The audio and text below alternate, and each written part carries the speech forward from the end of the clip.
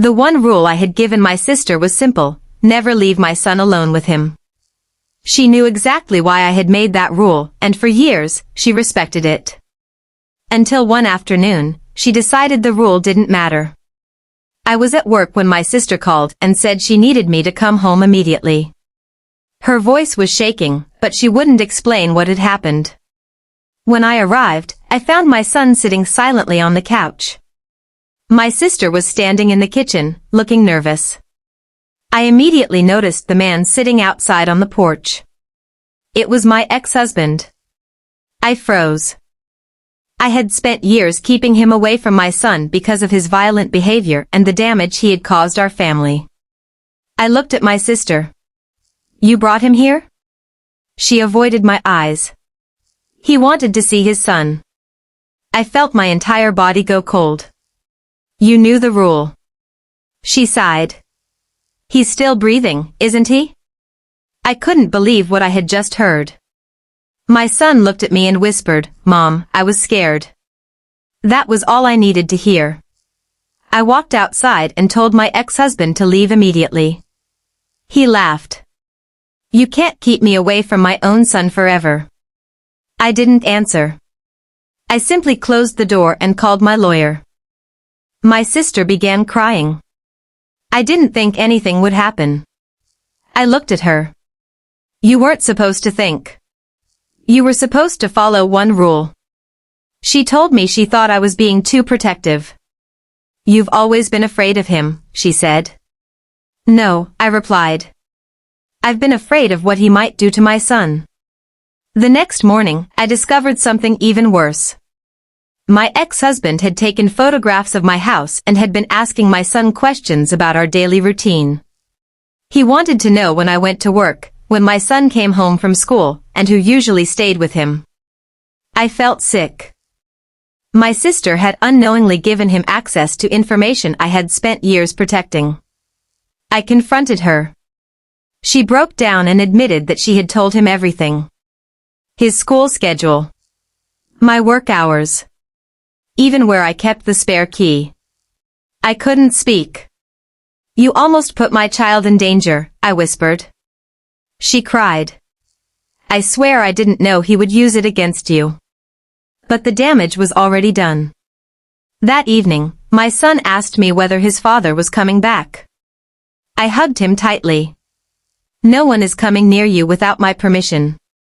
For the first time, my sister understood that my rule had never been about revenge.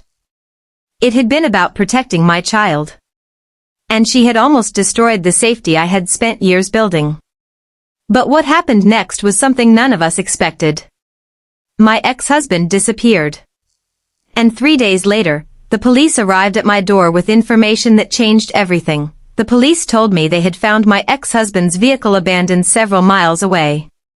They had also discovered documents inside that suggested he had been planning to contact my son again. My heart sank. The officer asked me whether anyone had recently given him information about my family. I looked at my sister. She immediately lowered her head. I explained everything. The police took copies of the messages between my sister and my ex-husband, including the information she had unknowingly shared. My sister sat beside me, crying silently. When the officers left, she finally said, "I know saying sorry isn't enough." I didn't answer. She continued, "I thought I was helping a father see his child. I didn't understand how dangerous he was." I looked at her. "You didn't have to understand everything. You only had to respect my one rule." She nodded. "I know." That night, I changed the locks, installed security cameras, and contacted my lawyer again. My son became afraid to sleep alone. Every night, he asked me to leave the hallway light on. I stayed with him until he fell asleep. A week later, my ex-husband's lawyer contacted me.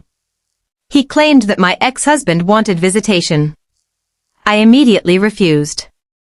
My lawyer reminded me that the evidence of his previous behavior and the recent incident would be important. Then my sister came to me with something unexpected. She had saved every message my ex-husband had sent her. She handed me her phone.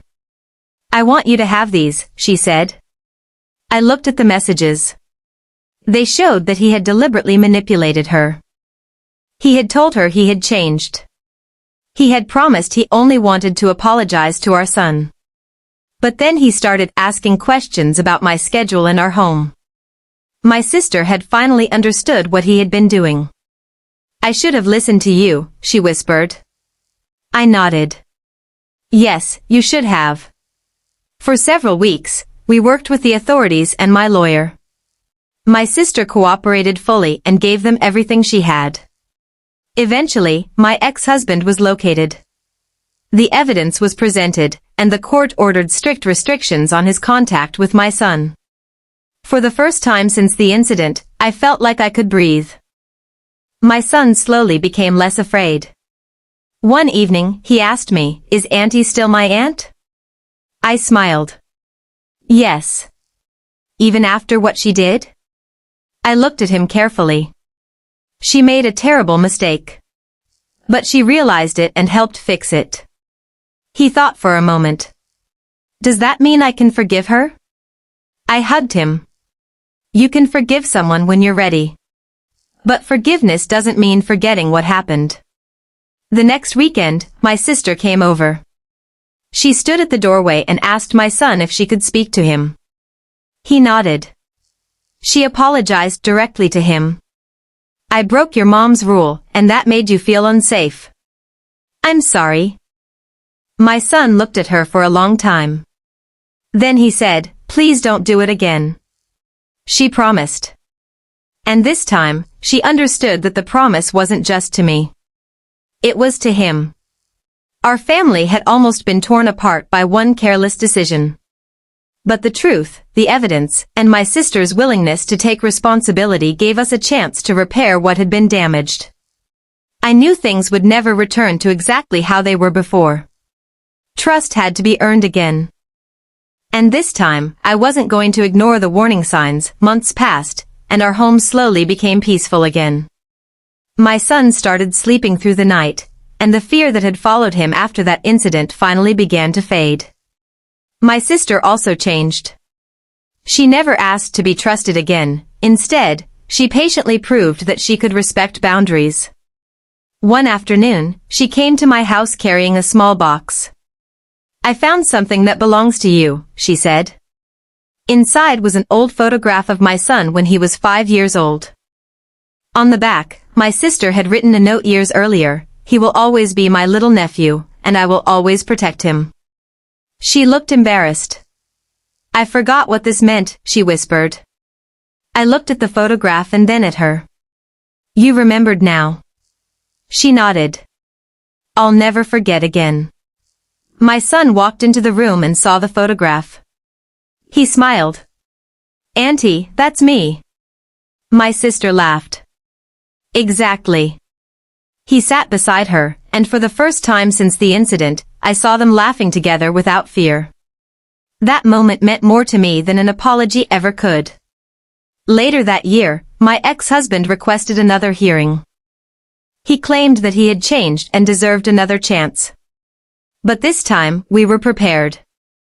The court reviewed the messages, the photographs, the information he had requested from my sister, and the evidence of his previous behavior. The judge ordered that any future contact with my son would have to follow strict legal conditions. My son finally had the protection he needed. After the hearing, my sister hugged me. "I know I almost destroyed everything." I shook my head. "You made a terrible mistake. But you helped make sure it didn't destroy us." She cried. "I don't know if I'll ever forgive myself." "You don't have to punish yourself forever," I told her. "Just remember what you learned." Years later, my son became a teenager. He still remembered the afternoon when his aunt broke my one rule. But he also remembered that she took responsibility instead of making excuses. One evening, he said something that surprised me. "Mom, I think Auntie really changed." I smiled. "She did." He nodded. "I'm glad." I hugged him. "So am I." My sister eventually became one of the people my son trusted most. But she never again crossed a boundary without asking. If she wasn't sure about something, she called me first. And every time my phone rang, I knew she had learned the lesson that had once almost cost us everything. Protecting a child isn't about controlling everyone around them. It's about taking their safety seriously.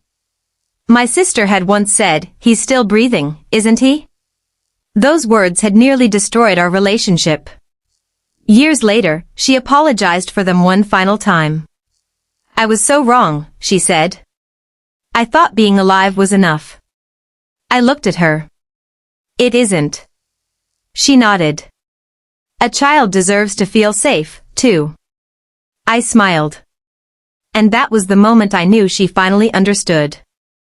Our family survived, but not because we forgot what happened. We survived because we faced it, learned from it, and refused to make the same mistake again.